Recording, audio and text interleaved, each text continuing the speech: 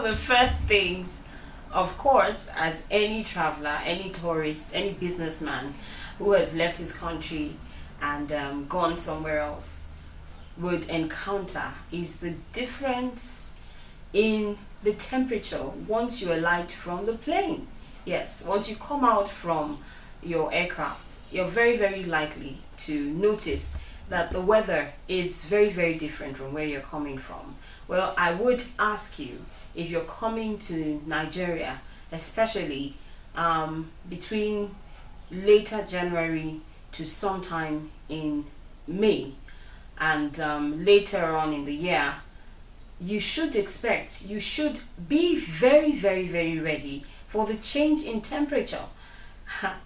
Someone says, that the weather in Nigeria, sometimes it gets really, really hot that even people who are Nigerians, there are days that I need to go to work, I need to go marketing, I need to go on chores or something, and I look outside and I just tell myself it's not worth it. I guess it's very, very alike to the horrible snowing days wherever it is that some of you might be. It could really, really be hot. It could be very, very, very, the weather could be treacherous and actually destroy your mood, destroy your plans. You could just get under the sun and you feel like it's crumbling your brain because you totally lose it. Well, so I would advise you, when you're coming to Nigeria for the first time, remember to pack your most light clothes. If you have corporate meetings, if you have very, very important things to do, remember to pack very light cotton shirts, long sleeve, short sleeve. And well, if what you're coming to Nigeria to do is really not that serious, please remember to have your vests, your pairs of jeans, your sleeveless clothes. Make sure they're as light as possible.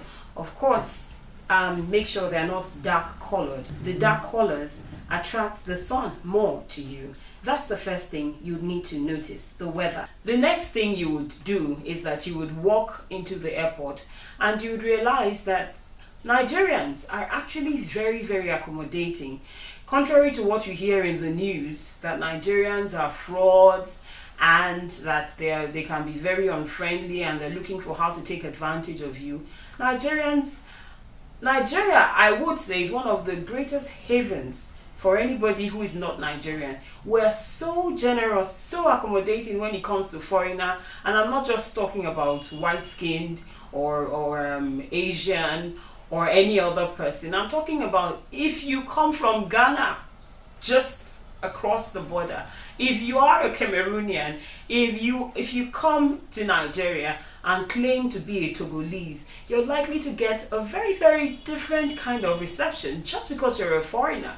You could look at this as opposed to Nigerians who are said to hate other Nigerians from other ethnic groups. Well, I won't call it hate, but I would say that really there's some kind of disparity when it comes to ethnic groups. I would say that there is a bit of ethnicity, but when it comes to nationality, Nigerians are one of the most accommodating, some of the most receptive people, and believe me, you'll be glad you did come to Nigeria. I'm going to say something that is a bit off the line with what I last said. Okay, we're accommodating, we're very nice and all of that, but then is it possible that the whole world says that Nigerians are dubious, that we are very, very, very creative when it comes to fraud and all of that?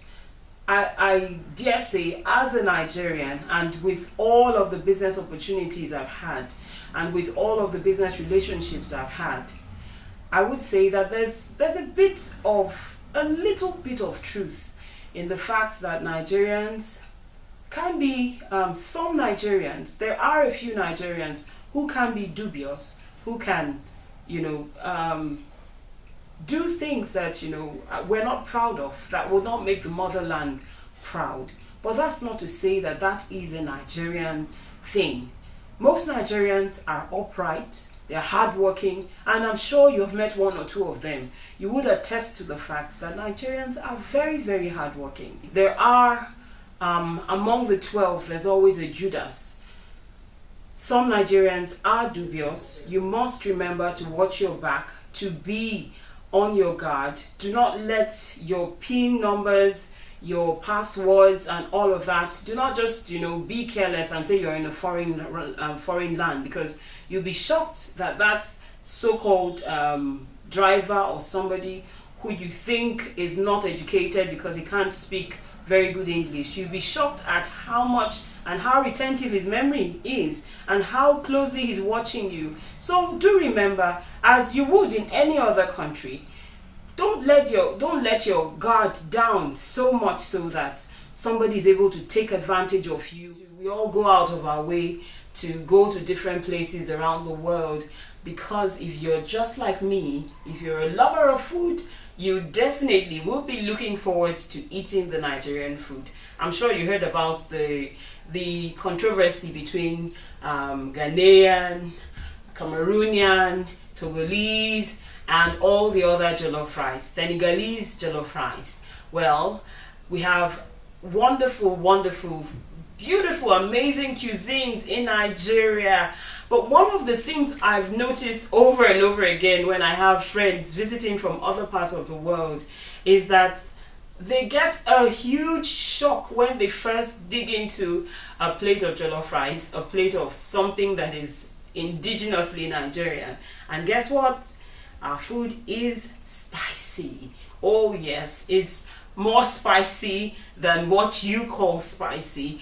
Okay, Nigerians, a typical Nigerian cooking uses a bit more of pepper than somebody else will. And I'm really saying this because you very likely have tried Thai food, or you've tried Chinese and all of that all over the world. But well, the pepper we use in Nigeria, we use pepper as an ingredient, not a spice. It must be peppery. Many times it's more peppery than a foreigner can tolerate. So when you go to a restaurant, or you're going somewhere for the first time, or maybe somebody is hosting you, do remember to tell them to tone it down just a little, because the pepper and the spices can be sometimes unbearable for a visitor. But believe me, the cuisines, the dishes, the different recipes we offer in Nigeria, you find yourself wherever you are in the world wanting to come back when you try them out for the very first time. The final thing we'll be talking about today is your name. Oh yes, if you happen to be watching me and your skin is white, yes, if you're a Caucasian, if you're Asian, if you're a Mongoloid, well, whatever it is, I hope I'm politically correct. Well, wherever it is you are, all over the world, and you're coming into Nigeria for the first time, as long as your skin is fairer than the typical Nigerian skin, we have a name for all of you whiteys all over the world. It's called Oyibo. Alright, there are different variants of Oyibo. There is Oyinbo. When it's a Yoruba person, there is Oyibo. When it's an Igbo person, I'm sure you can't tell the difference. But well, we'll be giving you that name. That is a name that you have come to live with. So when somebody is talking maybe in a foreign language, in a Nigerian language, and they say Oyibo, you should pay attention, because they're talking about you. So look at their body language and look at all of that and say, well, I hope I'm safe. I hope you're not planning something dangerous for me and all of that. Alright, well, so that's what we call you, Oyibo. Your name automatically, when you go along the streets, when you land at certain places, especially when there are social gatherings, we'll call you Oyibo. Do not be offended. It's a form of endearment. It's actually complimentary. It's nothing to hurt you. It's not derogatory in any manner. It's just a fond way that we Nigerians like to refer to foreigners, especially white-skinned foreigners. We call them Oyibo. Another thing that would happen to your name is, it depends on where it is that you land in Nigeria or where you stay the longest.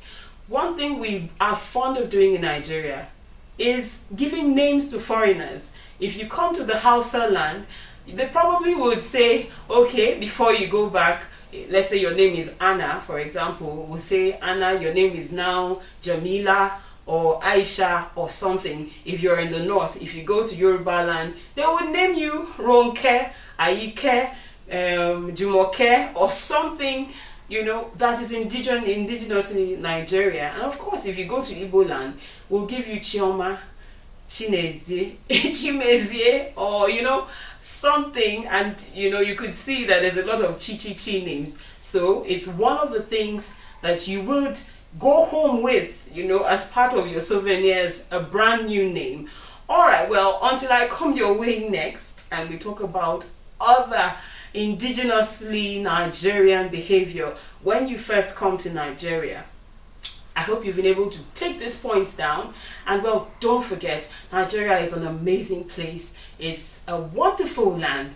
Many times, do not pay attention so much to what is in the news, a lot of the bad parts. Of course, there are some areas in Nigeria that have gone through a lot of insurgency and all of that. As every other place in the world, Nigeria is a place where every foreigner should look forward to coming, and believe me, it's an investor's paradise. Until I see you same time next week, don't forget to like this page, drop your comment about what you've heard about Nigeria or what you've experienced, as the case may be, and of course subscribe. My name is Petra. See you next time.